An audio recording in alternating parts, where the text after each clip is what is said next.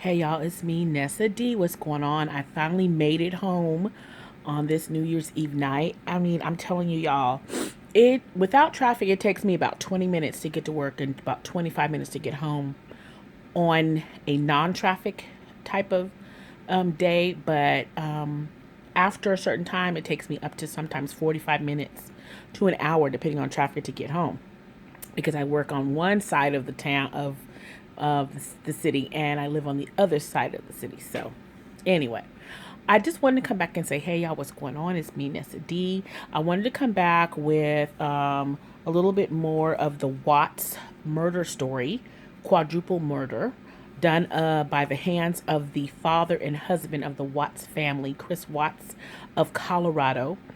So I am getting into the videos that are released already online.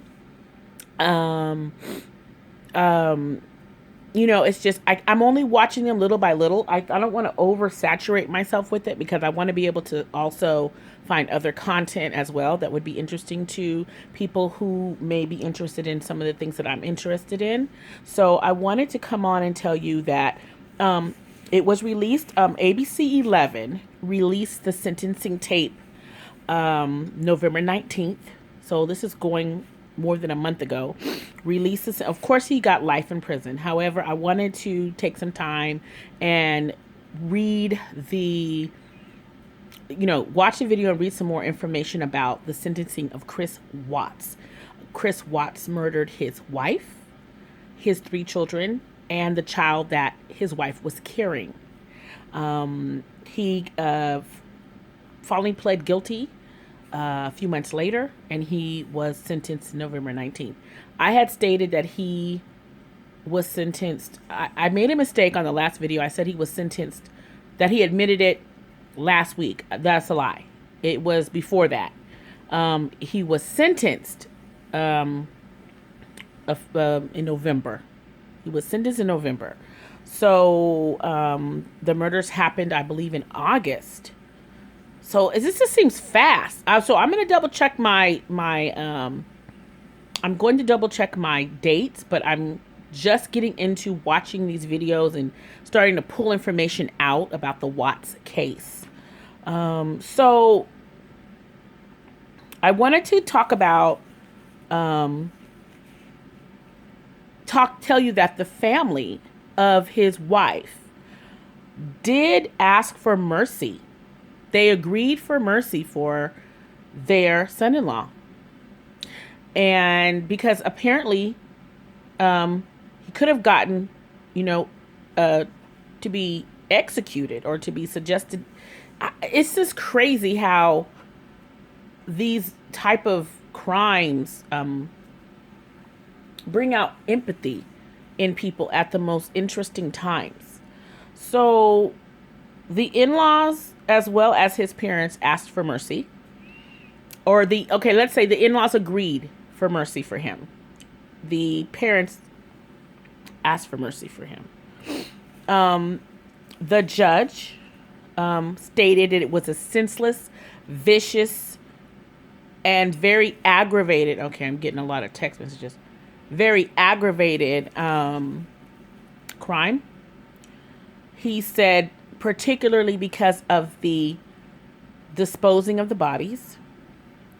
He also stated it was the most inhumane and vicious crime that he's seen in all the years of his work as a judge.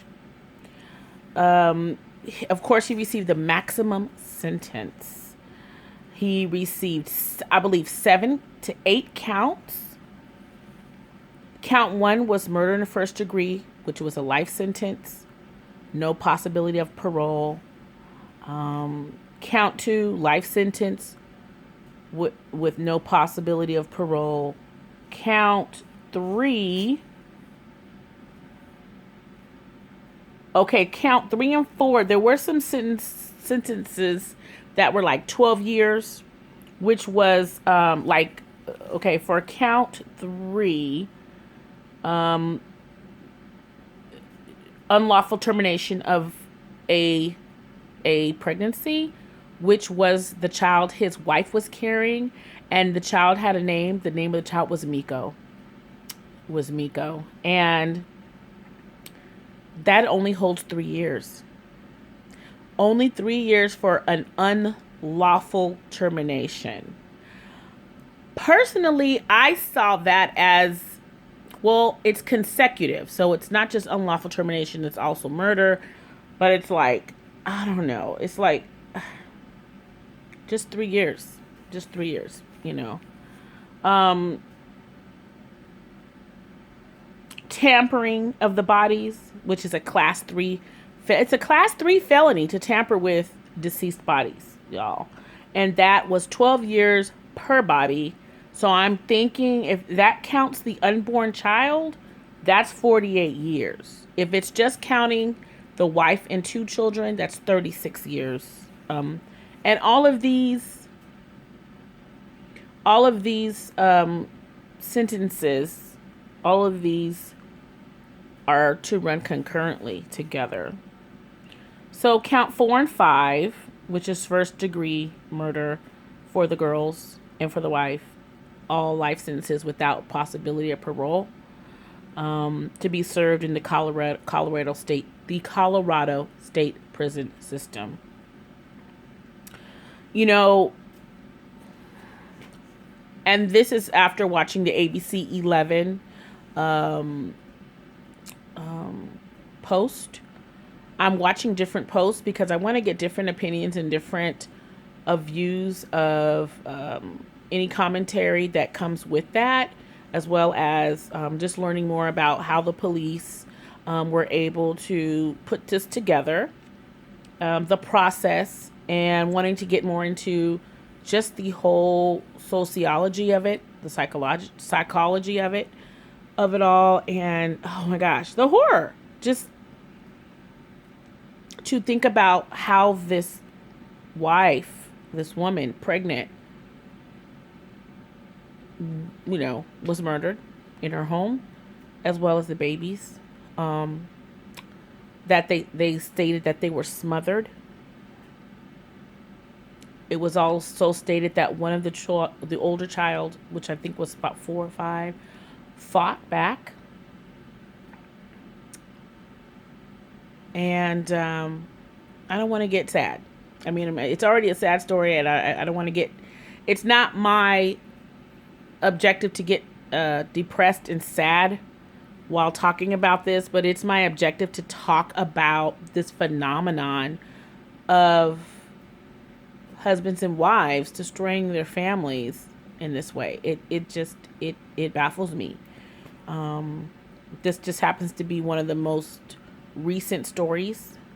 Like I said, he was sentenced on or before November 19th. And he is being held at this time. I was also informed on this particular post that the family can file for statutory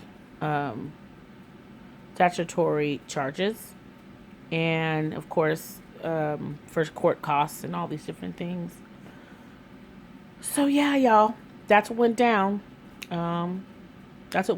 So like, the question to me is, what do we need to do? How can we stay safe? How can we trust the new people, or even our current spouses, partners? Are there signs that we need to look for when there is an unbelievable amount of stress that our spouses are going through? I am no way saying that our spouses and our partners are sociopaths. I'm not saying that. All I'm saying is, are there signs? Are there things that we need to look for? Are there triggers that we need to look for when it comes to the people we love? It's just a question I want to open up and talk about. Like, how much control do we really have, and how much control are we fooling ourselves that we have when it comes to our partners and their anger, rage, suicidal thoughts and ideations, threatening, When do we take threats seriously? When do we take threatening seriously? When do we take suicidal ideations seriously? When do we take these, attempts at just doing crazy things seriously in our relationships? And how far does it really have to go before we say goodbye, before we protect ourselves, before we get out of the house or wherever the case may be?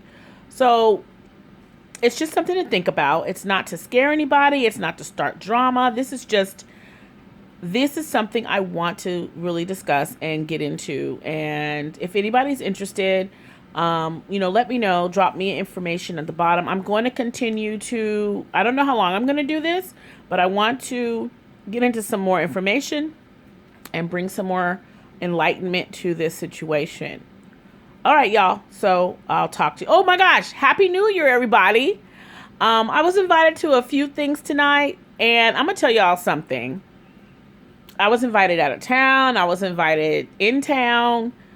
And I'm going to be honest with you. On my way home, I saw so many police cars and ambulance or fire trucks just driving around. People are already driving crazy up here. I was creeping home, like literally creeping home, because people are speeding already. And I just decided to chill. Like, I'm not going anywhere tonight. I'm just not. Last year I was at a big party because my former boyfriend was bouncing at a club. So I was with him, but I was sitting in the guard, in the area where all the employees are. And I went in at 12 and I went back outside and got into my warm car and was watching movies. But